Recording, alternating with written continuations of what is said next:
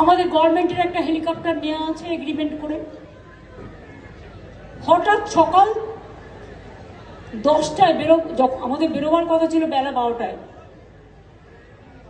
আমার এখানে মিটিংয়ের টাইম দেওয়া ছিল 12:30টায়। হঠাৎ খবর এলো হেলিকপ্টারটা যাবে না। আমি দেখলাম দারুণ মজার খবর তো, ইলেকশনই শুরু হলো না, তার মধ্যে কনফ্রন্টেশন শুরু হয়ে গেল। কিন্তু ওরা বুঝলো না এটা আমার ভালো হলো।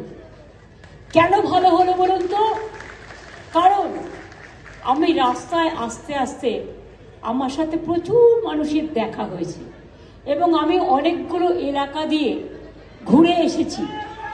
অর্থাৎ আমার জনসংযোগ তার একটা সুদৃঢ় এবং নিবিড় সম্পর্ক তৈরি হয়েছে।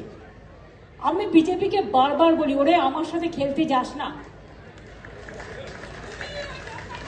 আমার সাথে খেলতে গেলে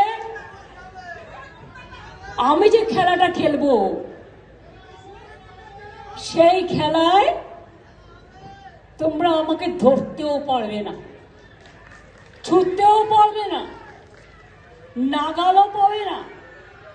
সারা ভারত সরকার বসে থাকো, সব এজেন্সি নিয়ে বসে থাকো, কোটি কোটি টাকা খরচ করো, টাকা গুজে গুজে দাও, টাকা নেবে লোকে, তোমায় ভোট দেবে না। কারণ তুমি 1 মাসের জন্য টাকা দেবে আর 3